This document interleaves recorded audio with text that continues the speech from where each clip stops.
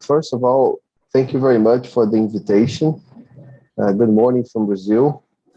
And I'm very happy and grateful for participating and collaborating with you. I have many colleagues and friends from Iran that I have participated with many studies over the last 10 years. So I really look forward to collaborating with you too. And congratulations for investing on a new technology with the Scheinfeld Pentacam and Corvis. And I'm here to try to help you, give you some ideas on how I use it for corneal tomography and biomechanics. So I have financial disclosures. Of course, I work with Oculus since 2005. And I also have a master class with over 20 hours of presentations of topics related to multimodal corneal imaging.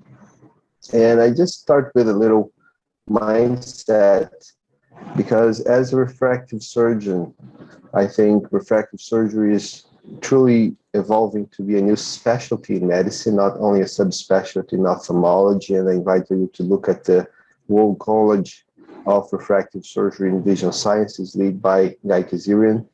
And I wrote this poem that is really the soul and mindset of a refractive surgeon, that we are here to learn, to continuously evolve towards the best versions of ourselves, to learn, to always learn, the ways to learn, how to teach and serve, to be taught and to teach, to understand and optimize, to acknowledge and flourish. So we have to learn and keep evolving, because refractive surgery is a very fastly evolving field.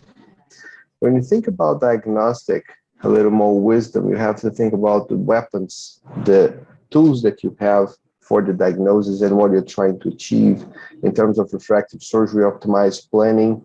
If you do surgery on the cornea, if you do fake KOL, if you do cataract surgery, if this is a therapeutic procedure, which is a very important part of refractive surgery today. So refractive surgery is not only LASIK, SMILE, and PRK, and surgeries as elective procedures, but we do surgery for helping people with diseases like keratoconus. We have, of course, the decision if doing surgery in the cornea, LASIK, SMILE, and PRK. And of course, if you want to do the best for the patient, you have to avoid complications, including ectasia, tear dysfunction, ocular surface pain, epithelialization, ocular surface, and visual symptoms. All of this will be related to the multimodal imaging that we have. So we have to understand what is the diagnostic technologies, what are the diagnostic technologies that you have in your clinic, so that you can improve your decision for having the patient. So the house, and I call this multimodal corneal imaging. Elevation, the Pentacam came with a new paradigm shift for corneal imaging. And we had placido disc and we had the orb scan, and now with the Pentacam, we had the ability to look at the Scheinfeld images and have all the maps available with a much higher trustability. And of course, the technologies came and evolving alongside with the Pentacam, but the Pentacam is now a multimodal test, not only with the Scheinfeld tomography, it gives you axial length and ocular wavefront with the new tools that you have available. You have the main advantage, I think, is related to the diagnostic software. For example, the histograms for angle closure glaucoma, you can see how the patient is, the characteristics of the eye that you just measured, considering many different situations like angle closure glaucoma, and of course, keratoconus, the cataract. And we have the Bell and Ambrósio display, which combines elevation, front and back, and thickness distribution. Michael Bellin also gave a very nice contribution on the progression of ectasia, looking at the ABCD. And now we have a knee, which is elastography from the Corvis, but the A and B are front and back curvature at the thinnest point. C is the thinnest point, and D is basically distance corrected. And those little arrows here are related to the repeatability of the measurement, so that you can understand if this patient has a statistically higher value if this is a true progression. And it's a very important tool for us to decide, for example, if you're doing cross-linking, and now we have a new set for the repeatability after cross-linking, for corneal cross-linking in keratoconus and ectasia. Of course, topography is important, and I did my fellowship with Steve Wilson about 22 years ago. I started my fellowship, and he himself did his fellowship with Steve Kleiss by the time that topography was available. So I was very fortunate to learn topography from them both. And this situation makes the point that topography is important. We have patients with distance corrected vision with 2015 that have unquestionable mild keratoconus, and this is a 2020 minus. So topography gives you the ability to sensitive for detection of ectasia or keratoconus prior to loss of distance corrected vision. But when we think about ectasia after LASIK, going back to 1998, Tilsada described two situations. First, in the JRS in May-June, JRS is the Journal of Refractive Surgery from the ISRS. This series of cases were high myopia LASIK cases that had ectasia because of the high impact from the procedure. So the treatment for very high myopia, more than 10 diopters, which was typically done that time, caused ectasia. A few months later, in the JCRS, he published iatrogenic ectasia in so-called foam-fused keratoconus. And here is the point. What is foam-fused keratoconus? And he defined this case as foam-fused keratoconus based on inferior stiffening. And inferior stiffening is a relatively subjective classification, and we go back to this importance. But when you see those two reports, you allude to the pathophysiology of ectasia, and eventually I would say that it alludes to the pathophysiology of any disease, which is related to the genetic predisposition and the impact from the environment. And when we think about ectasia, this is the cycle compensation, the compensation related to the thinning, the increase in stress that was very nicely described by Dupes and Roberts. So we have the impact from surgery causing a huge importance from the environment. And we have, of course, eye rubbing. So the major concept is first that ectasia can occur in any cornea.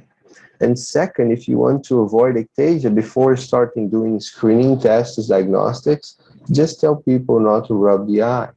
And I invite you to join the Violet June campaign, the keratoconus awareness campaign, in which we have the mission to inform people about keratoconus so that they can live better and make better decisions.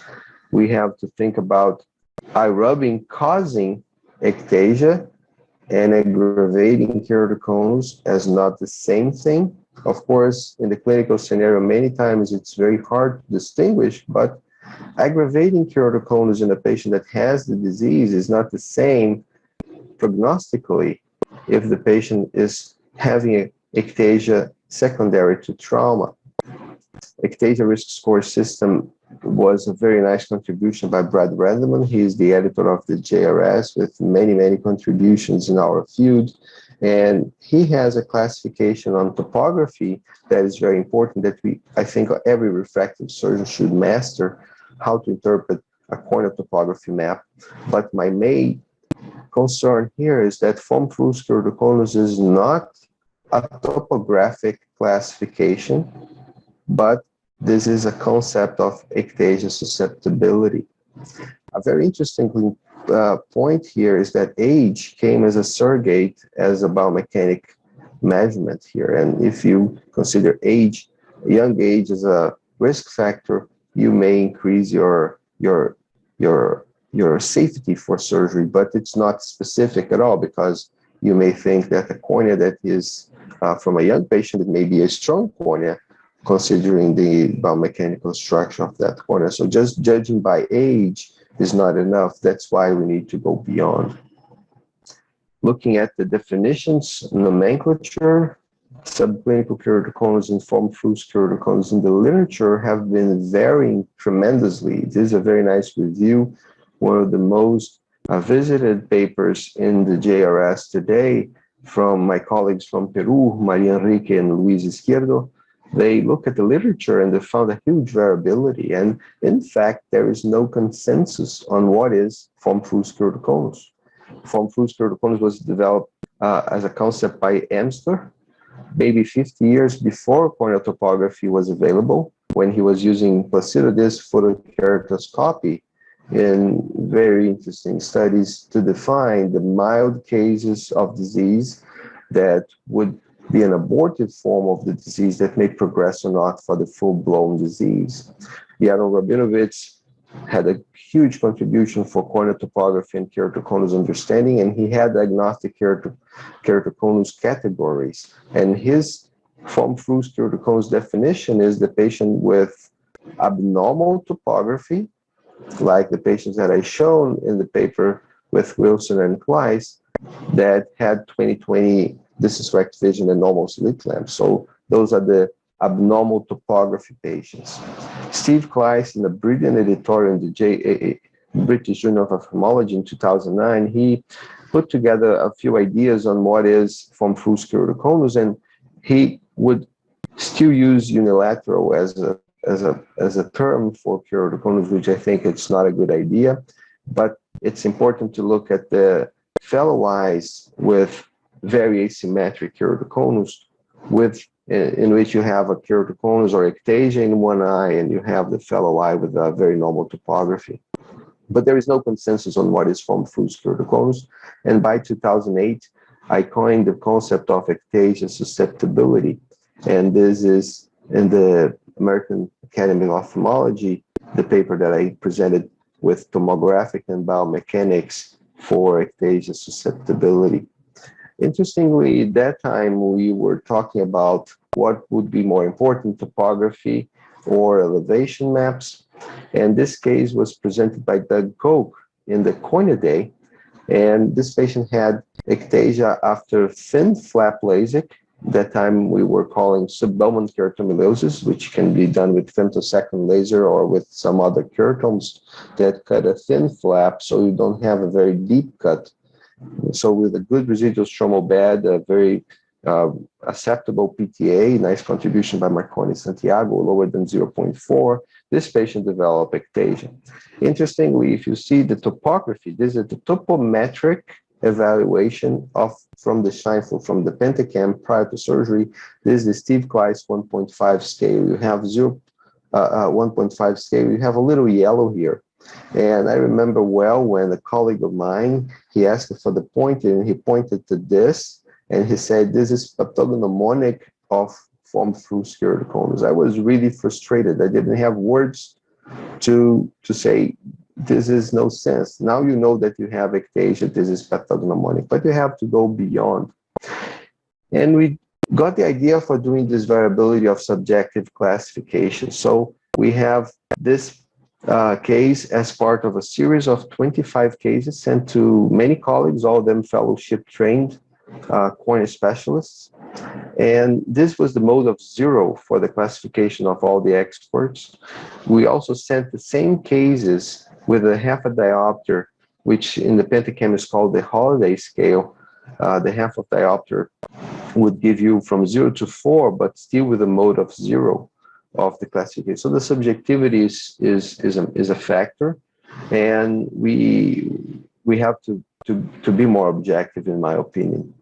And this case was available on the Pentacam U12 files. The U12 files allow you to go back and really analyze the raw data, and we can get the Bell and Ambrósio display in which you find ectasia susceptibility with a low Artmax and a high D, and those will be my thresholds for ectasia susceptibility. But eventually, the idea is not to go beyond topography, is to go beyond but not over. Is important to keep using topography, and beyond but not over. The Bell and Ambrósio is maybe what we are trying to say here in terms of collecting more data. This is a very nice case from Egypt. The patient had SMILE, and which has a biomechanical advantage, but we are seeing that this advantage is not so much considering LASIK, and you still have to screen those cases for ectasia susceptibility. So this patient had in the pre-op a Pentacam that I was able to look and analyze in detail. And here there is a situation that I would call your attention to, which is a low K keratoconus. Those are the same right eye and left eye, so we have different scales here. And you see the inferior steepening that is unquestionable, the inferior steepening both eyes. Yeah, of course, the half a diopter and 0.25 diopter scales will be more obvious to see this, but the Kmax is lower than 45. And of course, we know that keratoconus is a steep cornea, but a steepened cornea may occur in a relatively flat cornea. I hope I didn't confuse you, but the cornea is steepened, but it's not so steep. So if you think this cornea probably 10 years before was not a very steep cornea, so this is steepened, increasing in curvature. So this is low K keratoconus, and you can see all the factors that are abnormal in tomography and even in topometric maps. So this patient had mild keratoconus and developed ectasia after SMILE because the procedure, of course, weakens the cornea. Looking at a study that we did collecting cases, and I'm always asking people to send cases that had ectasia if you have the pre-op tomography, and now we are starting to collect tomography and biomechanics. So we have 3,278 stable LASIK.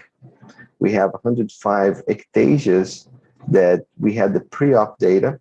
And if you see the IS value, which is the inferior steepening described by Rabinovitz, it's very, very specific, 98% of specificity, because the surgeons tend not to operate on cases with inferior steepening. But the specificity, the sensitivity is very low. Only 22.9 would have a IS value higher than 1.45. Here we have the Renato Ambrósio D, which was not considered in those cases. Those cases are all operated before 2008, when 2009, when the Renato Ambrósio was available. And we have a sensitivity going to 59%. And the specificity, of course, reduces a little bit. So we have to consider the impact from surgery and the D, but we need to go better. And we need to go better with random forest. This is artificial intelligence work, brilliant work by my colleague and friend Bernardo Lopes. He is now in Liverpool with El Sheikh Ahmed. He's a brilliant cornea surgeon that is now also working on modeling for the cornea with a bioengineering department. Very, very nice work on artificial intelligence. And you have the random forest from the Pentacam, which gives you a higher sensitivity and a higher specificity compared to the Renato Ambrósio D. But we need to go better. If you see, we need to go to the properties, and we have tomography going to corneal understanding of biomechanics. And today we do that with the Corvis. The Corvis gives you in an air puff 31 milliseconds, 140 frames, in which you can characterize the deformation of the cornea. This deformation can be nicely and objectively characterized with terms of velocity, the amplitude of deformation, the shape of deformation, and this can separate, looking at, for example, with the Vinci-Guerra report, if the cornea is more softer or more stiffer than a normal cornea. Ricardo had a very nice recognition, the Troutman Award in 2017. Our idea is to combine tomography and biomechanics, and we have done that since probably 2006, when we started using the ocular response analyzer and the Pentacam. And now with the Pentacam and the Corvis, we have the ability to do that in the same software. So we put together this work to collect data and develop the best software that would combine the Pentacam data, the tomography data, and the Scheimpflug deformation, which is the biomechanical data. So this is the Ambrósio Robertson Vinci-Guerra, and I'm very happy and and honored to collaborate with Cynthia Roberts and Paulo and Ricardo Vinciguerra on that.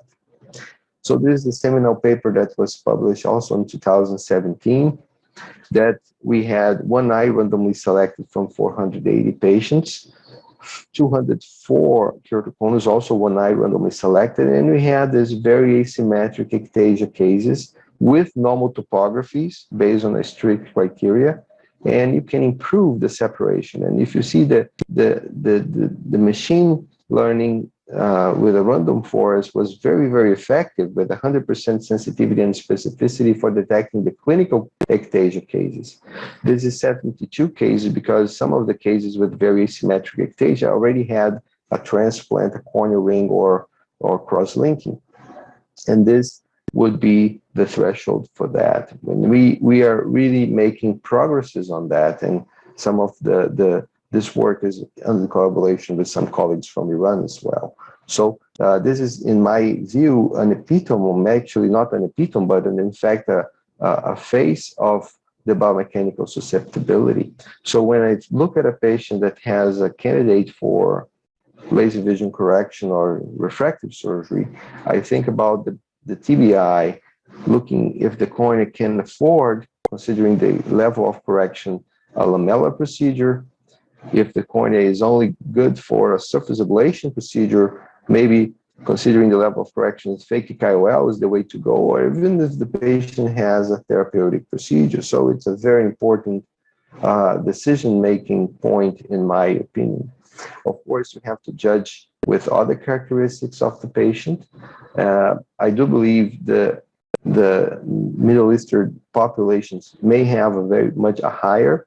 So you need to look at the data and consider as a clinician as a new tool for making a decision, but don't just use this as a rule for making your decisions. Still be doctors. Artificial intelligence is good for that. Very nice work in collaboration with Japan, with Dr. Shizuka Ko. She put together 3 daughters of a patient that had keratoconus, and all of them with 20/20 or better. This is correct vision.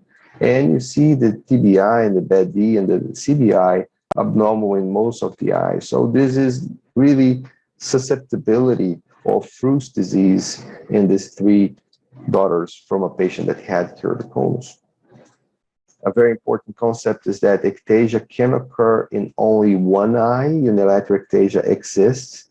This is probably the best example. The patient had a presentation with a very asymmetric ectasia. This is a mild keratoconus presentation. The fellow eye is 20/20 plus. Interestingly, this patient had a very nice result with a corneal ring with a femtosecond laser. You see very, very low residual astigmatism. The patient was really nice. He did well, and he moved to London because of his work. And I asked him to visit Professor Reinstein at the London Vision Clinic. So Dan Reinstein is one of the best refractive surgeons in the world. In my understanding, his prolific examination capability is really impressive, and he developed the high-frequency ultrasound for epithelial thickness, and he has his own algorithm for understanding the susceptibility for ectasia or keratoconus diagnosis. And in the left eye, everything was normal. He also had the Orbiscan data, which was available for the score analyzer developed by Damian Gattinelli and Alan Saad. Very nice work, looking at tomography data. So everything is really normal. So I can tell you that in the planet Earth, all the tests that we had available for detecting keratoconus were normal in the left eye. So we consider this case as unilateral ectasia. This patient had, of course, the Bell Ambrosio normal, the Corvis was normal, and you see the Corvis retrospectively analyzed in from 2014, and a few years later he came back, and we saw it still was very stable in the TBI. So the consensus comes with some important definitions. True unilateral keratoconus does not exist, but secondary induced ectasia may occur related to a mechanical process. And this patient, for example, he admitted to rub only his right eye. And probably it was why he had a very, very nice result. So he had a weakened cornea. And once he stopped by rubbing and we had the ring, the reversal of ectasia was much more likely to be stable. If you have a patient with a true keratoconus, and I put true under aspas here, this patient may be prone to progress always because it's a weak cornea. So prognosis is important. And with this concept, I introduce you another case. This young soccer player, 13 years old, he had 20/15 in the right eye and 26 in the left eye. Doesn't improve with glasses. And this is the topography, the keratograph 5 from the left eye. And this is from the right eye. This is the Ambrósio 2 scale. If you change the scale for the Atlas, half of the upper scale, you still see a very normal asphericity. So this patient presents with very asymmetric ectasia, and how imaging can help. First, looking at the right eye. This is the case that the right eye has everything relatively normal. When the bad D is under the green here, it will turn yellow with 1.6. And this case, with a TBI higher than 0.5, you can make the point that this confirms ectasia susceptibility, foam fused, mild, whatever you want to call in the right eye. So telling him not to rub the right eye is a must because he has a disease in both eyes. A lot of people have only keratoconus in one eye. You have to explain to the patient that the disease is bilateral but asymmetric. And here you can make this distinction.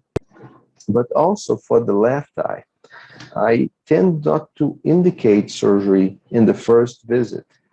But looking at this is the first visit, the Corvis, looking at the stiffness parameter from very nice work from Cynthia Roberts to develop how stiff is the cornea considering the deformation of the cornea, you see the cornea is very, very weak. So not only because of age, the low biomechanical parameters, especially stiffness parameter, will be an indicated factor for high risk for progression. So this is prognosis. Looking at the follow-up, the patient understood and came back in 6 months.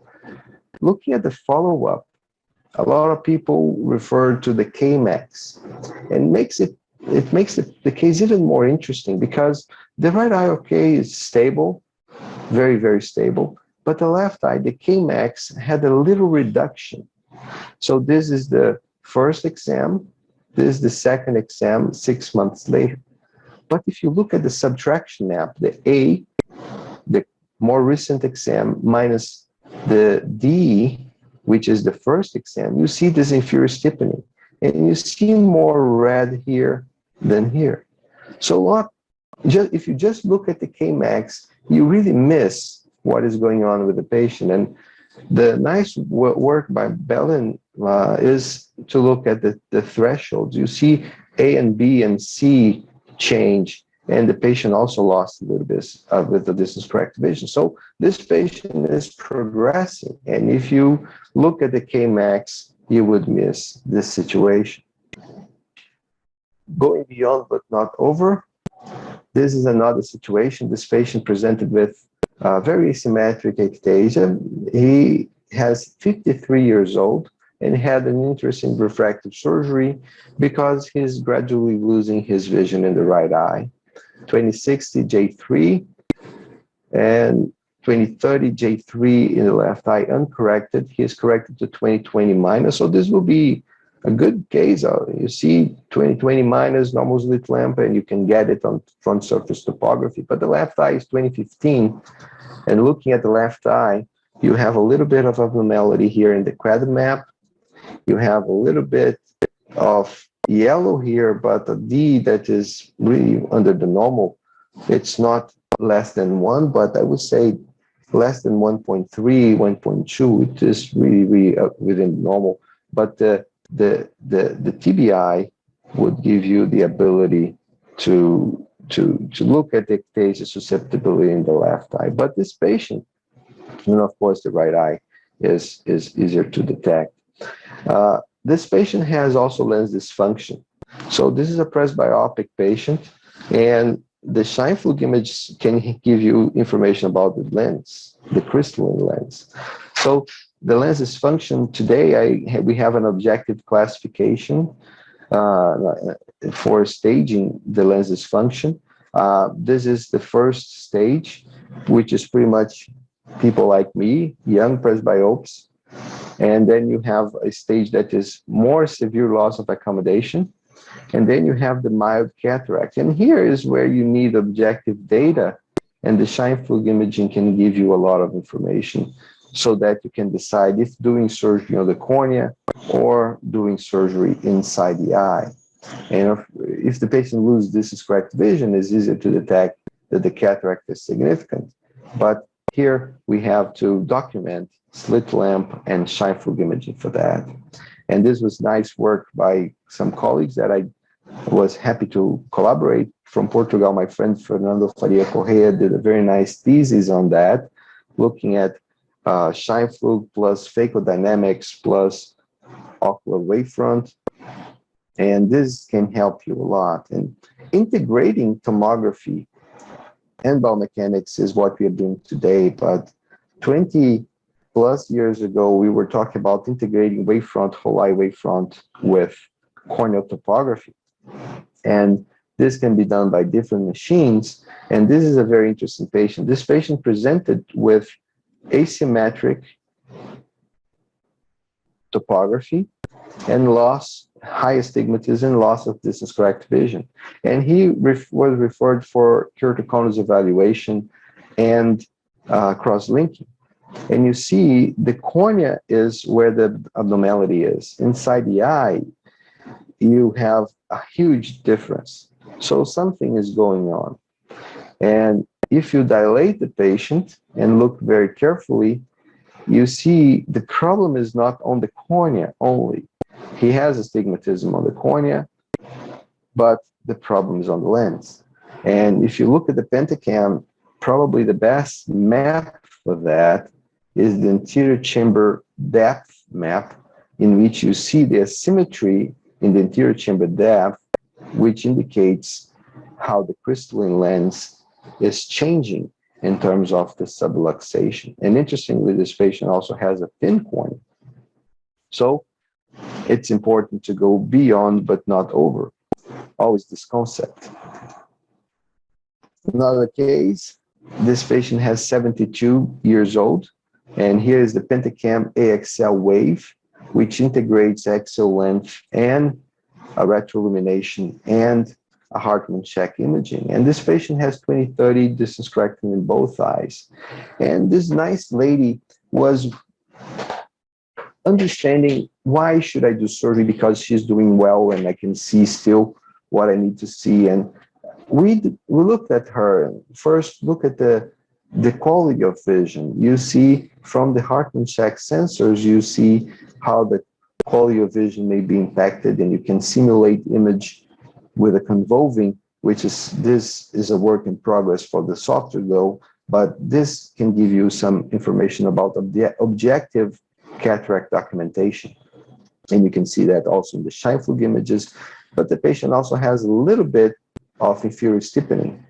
So when I see that, this is a very important factor for not doing a multifocal IOL, for example. I eventually would consider an aspheric lens, eventually an EDOF lens, but not a multifocal, trifocal, or bifocal for sure. So it's important to use this data for deciding which lens will be better suited for this patient.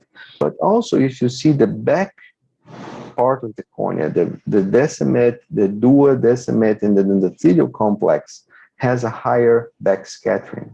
And this is the camel sign, the second hump of the camel sign in both eyes. Very subtle, which correlates with mild guttae.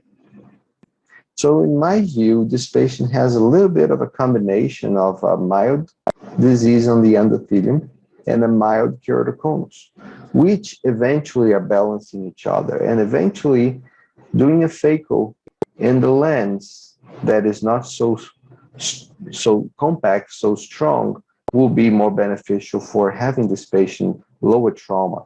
So that is important for indicating phaco for this patient as soon as she could. And of course, you have the TBI. Here it didn't calculate because of some of the indices were not available. It happens in some of these cases, but you see this patient has a combination of gute plus with mild keratoconus. Thinking about corneal edema, there's nice work being developed today, and I predict very fast developments on understanding of Fuchs dystrophy based on tomography, and possibly soon after with the Corvis, with the biomechanics. The subclinical edema, very nice work by colleagues from the Mayo Clinic, soon led by Dr. Patel. We have three signs: the displacement of the thinnest point. The thinnest point should be within the center. When it's displaced, basically when it's nasal, it's for sure a huge sign of edema.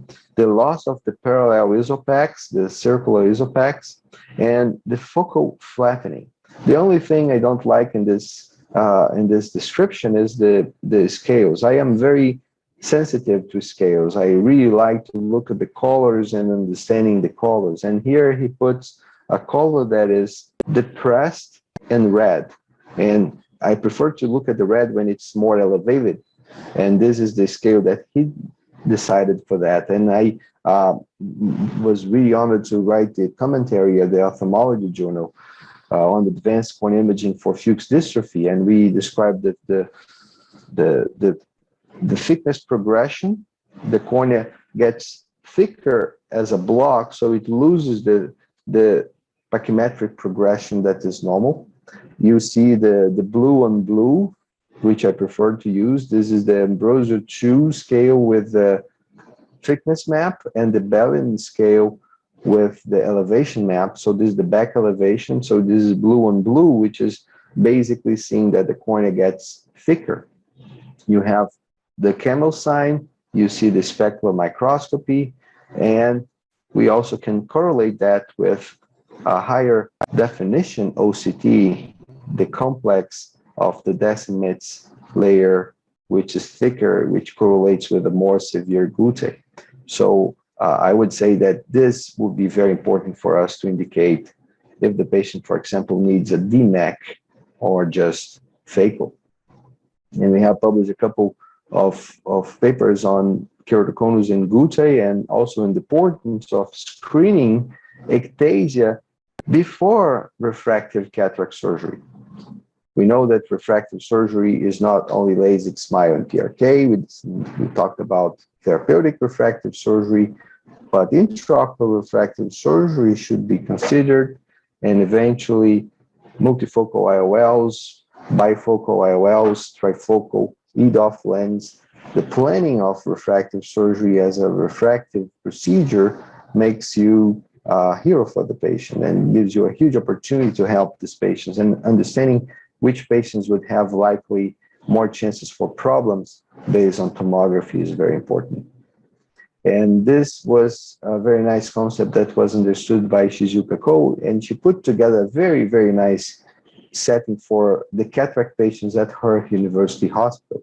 And she looked at the patients that were considered abnormal based on topography, based on tomography, and based on biomechanics. And she made the point that you need to do a thorough analysis on these cases. So Scheinflug imaging with Pentacam and Corvis gives us the ability to look at details. It's going beyond but not over. Artificial intelligence is here to help us, not to replace us as physicians. And I like this algorithm, which is A2I squared, which is ancient philosophy, artificial intelligence, along with ancient intelligence, both of them applied. If you don't apply, knowledge is not going to give you any work. Treatment planning, evaluation of results, different situations like characterizing ectasia susceptibility, characterizing lens dysfunction, And this is a true revolution and a very fast evolution with multimodal corneal imaging. And I'm very happy to collaborate with you, and I'm looking forward to some discussions and eventually collaborating with you in clinical trials and studies for helping us to learn how to learn to use these technologies the best as possible in helping our patients. Thank you.